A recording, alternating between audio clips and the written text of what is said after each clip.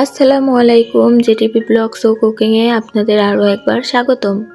মসমসে কুড়মুড়ে চটপটে স্বাদের কলোরাল বাড়া চাও খেয়েছেন কখনো? আমি শিওর এই রেসিপি আগে হয়তো আপনি কোথাও দেখেননি। এতটাই মসমসে ও সুন্দর খেতে, না দেখলে বিশ্বাসই করতে পারবেন না। সামনে আসছে রমজান, সেহেরিতে যদি থাকে শুধু এই মসমসি স্বাদের করলার বালা চাও, গরম ভাতের সাথে আর কিছুই লাগবে না। প্রথমে নিয়েছি 1 কেজি করলা। আমি এটা আগেই ধুয়ে পরিষ্কার করে নিয়েছি, এখন আমি কুচি করে নিয়েছি। এটা আমরা নর্মালি যেরকম করলা ভাজি খাই সেরকমভাবে কেটে নিতে হবে। এটাতে যেন কোনো রকমের পানি না থাকে সেটা লক্ষ্য রাখতে হবে। একটা বড় মিক্সিং বোল নিয়েছি, সমস্ত করলা ঢেলে নিয়েছি। দিয়ে দিচ্ছি 1 টেবিল চামচ লবণ, হাফ চা চামচ হলুদের গুঁড়া। এটাকে এখন মিক্স করে নিতে হবে। এটা মিশানো হয়ে গিয়েছে, আমি রেস্টে রেখে দিচ্ছি 1 ঘন্টার জন্য। 1 ঘন্টার ভেতরে এই করলাটা অনেকটাই সফট হয়ে যাবে এবং পানি ছেড়ে দেব। ঢাকনা দিয়ে ঢেকে রাখলাম 1 ঘন্টার জন্য। এরই ফাঁকে আমি এখন আরও ইনগ্রিডিয়েন্টস লাগবে সেগুলো রেডি করব। এখানে নিয়েছি 2 কাপ পরিমাণ রসুন কুচি। তেলটা হাই হিটে গরম করা হয়ে গিয়েছে, এখন আমি রসুনগুলো মচমচে করে ভেজে নেব।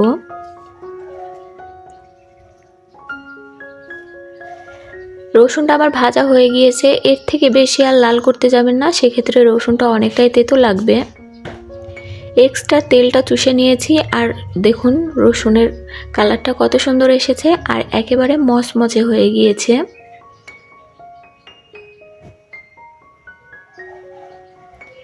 এখন আমি নিয়েছি 4 কাপ পেঁয়াজ কুচি। আমরা সাধারণত বেরেস্তার জন্য যেভাবে পেঁয়াজ কাটি সেভাবেই কেটে নিয়েছি। এখন ওই একই তেলে পেঁয়াজটাকেও আমি মচমচে করে ভেজে নিচ্ছি। এই কাজটা নর্মাল আঁচে করা যাবে না, সেক্ষেত্রে পেঁয়াজটা পানি ছেড়ে দেবে, মচমচেভাবে ভাজা যাবে না। এটা হাই হিটে ভেজে নিতে হবে। ঠিক এরকম কালার চলে এসেছে তখন আমি তেল থেকে তুলে নিচ্ছি। এক্সট্রা তেল যেন পড়ে যায় সেজন্য একটা ছাঁকনির ভিতরে রেখে দিয়েছি। আর এই তো পেঁয়াজটা আমার মচমচে করে ভাজা হয়ে গিয়েছে।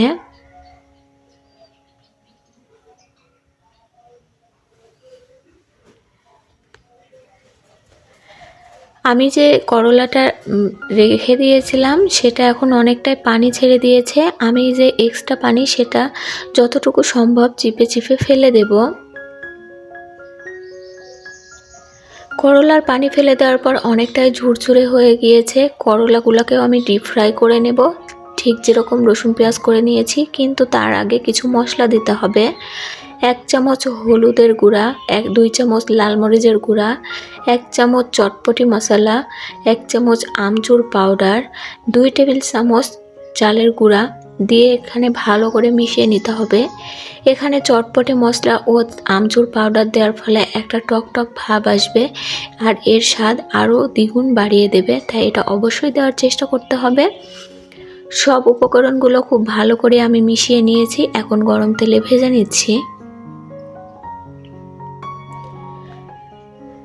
এটাকেও সময় নিয়ে ধৈর্য ধরে ভেজে নিতে হবে মচমচে করে।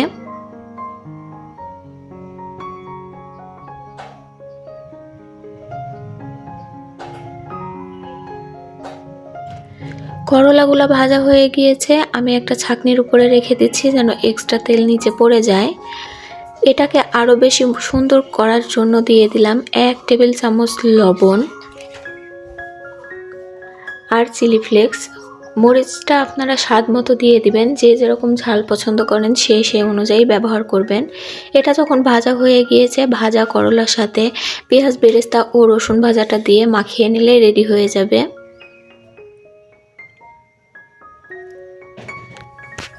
যারা কখনো এই করলার বালা চাও খাননি তারা একবার হলেও ট্রাই করবেন। এটা শুধু যে একবার বানিয়ে খাবেন তা না,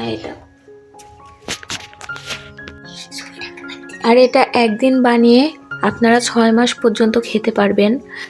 বিশেষ করে যে সামনে রমজান মাস, সেহেরিতে শুধুমাত্র একটু গরম ভাত করে নিলেই হয়ে যাবে।